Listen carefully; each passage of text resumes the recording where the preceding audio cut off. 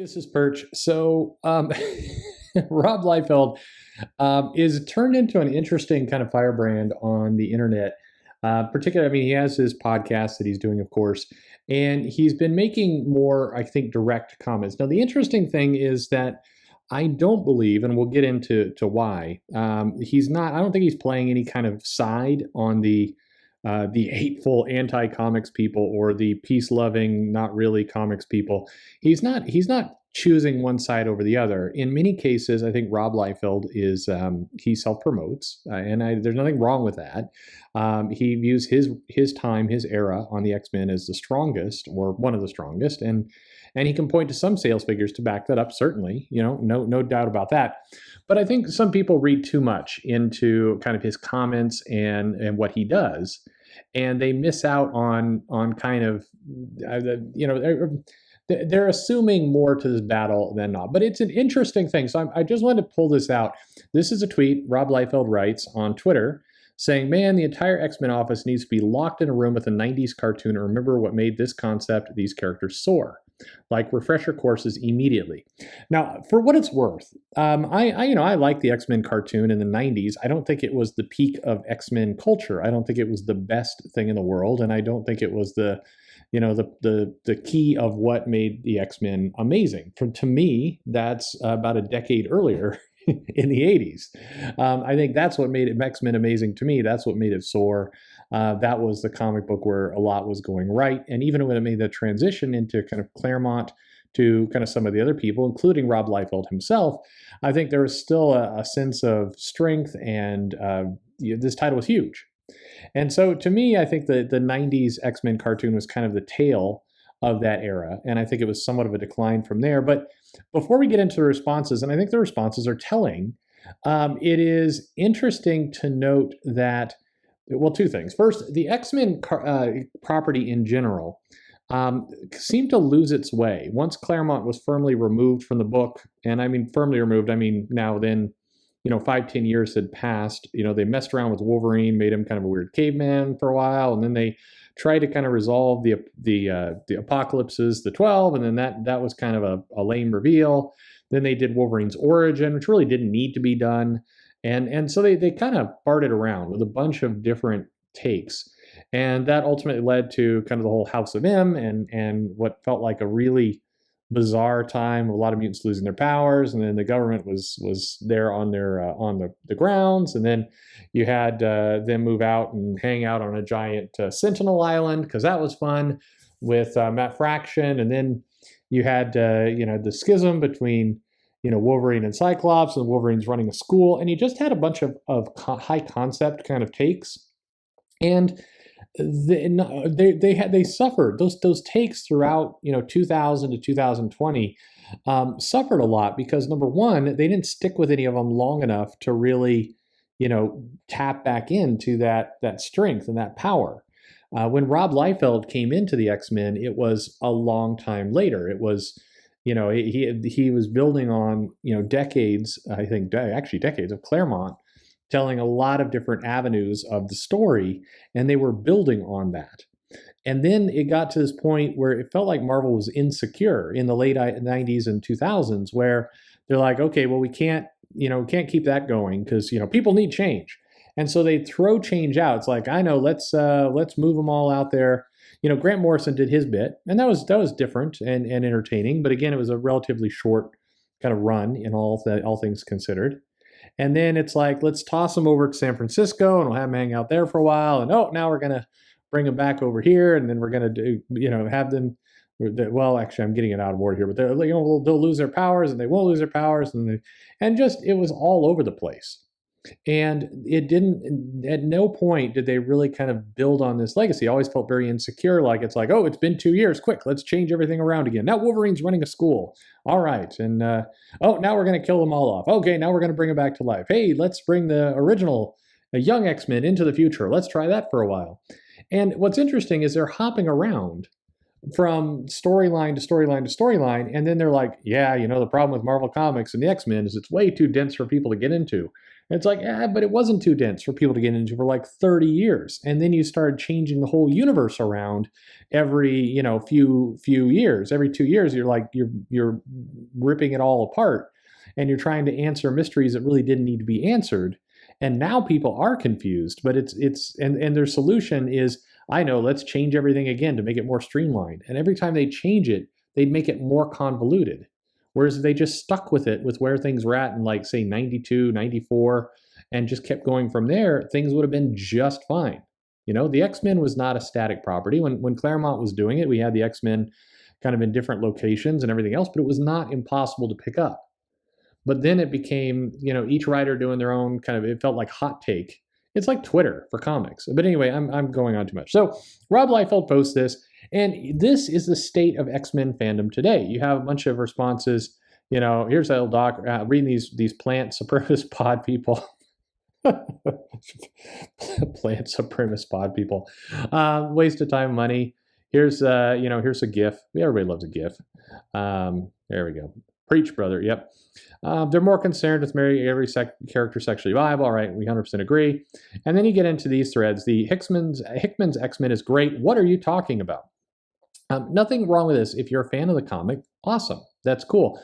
But I hate this dialogue where you get into, it's great. What are you talking about? It's awesome. And then this guy is trying to have a little argument here, but then eventually the argument gets to, relax, it's the X-Men. I always hate it when this is like, you post something, somebody else runs in, and then it gets to, somebody then starts telling you to relax. It's like, you could have not run in and everybody would stay relaxed. I'm just saying. Anyway, here's the other one. Comey has taken his comics too serious, LOL. Hey, I get this answer. You shouldn't take everything super serious, but you can't have your cake and eat it too. You can't go, hey, you know what we want? We want fans who are going to drop $5 a comic for 24-part series of comics, which is, we want people dropping, $100+ on these events and collecting and buying, 8 to 12 events. And don't give me that you don't have to buy all the events. Bullshit. Of course you do. That's what Marvel wants you to do. You don't have to. You don't have to buy any comics. You don't have to do anything. But to say, oh, you don't have to buy all the comics, then it's not what Marvel's after. They want you to buy all those comics. Of course you don't have to. That's obvious. But it is this, you can't say on one hand, oh, don't take comics too serious. Don't be upset with anything. I mean, why not take it the other way? It's like, hey, relax. Don't like comics. Why are you saying that the comic is good? Don't take it so serious. Maybe, it cuts both ways. You can't use that as an answer to things. But anyway, it's a very, you see a bunch of things. The mouse keeps hovering over people, but you see a bunch of people talking about, the X-Men line is the best it's ever been in years. And then you get people saying it's terrible. And this is the polarizing. And then outside of this, you get the people going, oh, there's Rob Liefeld being an asshole again. And it is, it is so, I think that when the X-Men was really popular and it was selling a lot, you didn't have people who treated whether the comic was good or bad like they were Republicans or Democrats. You had people who I like this comic or I don't buy this comic, but you didn't have this, I think this comic is trash. No, it's not. It's the best it's ever possibly been.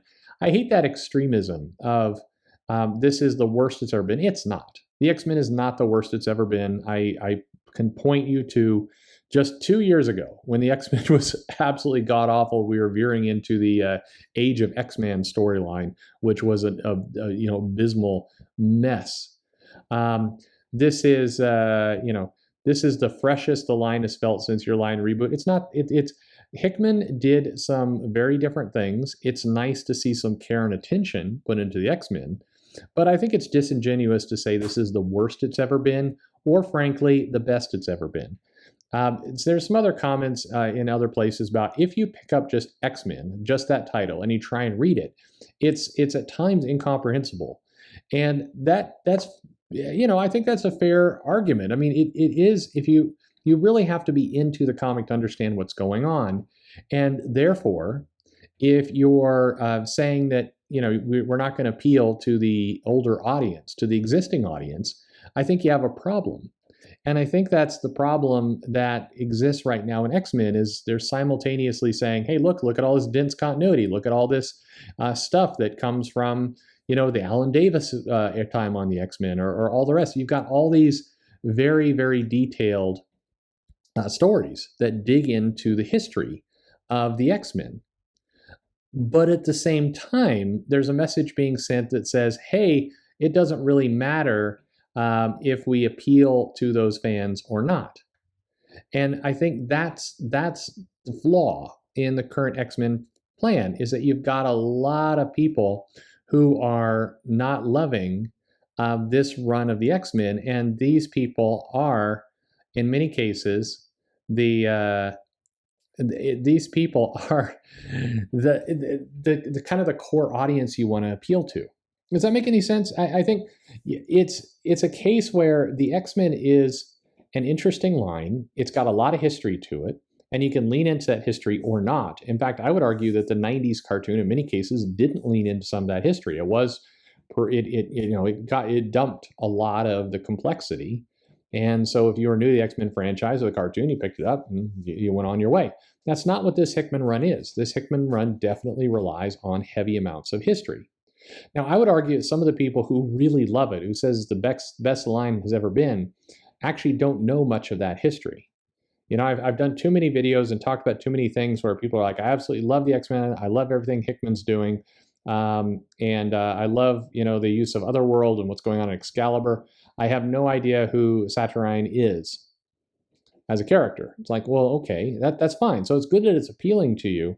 But then if you don't know that history of the character, then I don't know that you're the best person to really be speaking on the fact that it's tapping into its history. Does that make any sense? This is a convoluted argument. At any rate, Rob Liefeld making trouble again, because why not?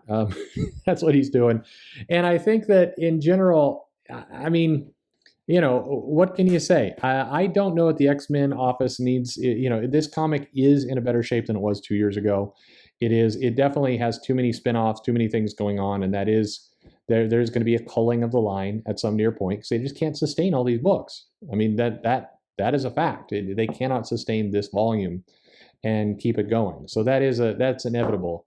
I'm glad that Hickman has some supporters. There's definitely a bunch of X-Men fans that absolutely love everything he does, and good on him. I love that there are people like Hickman and some of these other writers who are really focused on bringing something big to the X-Men line. That's good too. At the same time, there is this dynamic where you want to appeal to continuity, but you don't want to appeal to some of those long-term readers. You're willing to dismiss those people. When you have somebody who's clearly a lifelong X-Men fan and they're not liking what you're doing, but that's the feeling you're trying to tap into, I think you have a problem that's going to, bite you in the butt sooner rather than later. Just my opinion. Anyway, what do you think? X-Men, would it do better if it tried to be more like the '90s cartoon? What era of X-Men should it try and be like? Or is this truly perfect right now? Do you think people are just bitching too quickly, too early, and they just should settle down a little bit and just enjoy the comic for what it has? Let me know in the comments below. Like, subscribe, click the bell for notifications. Most importantly, though, hope you're staying dry. It's raining like crazy here. Thanks for listening.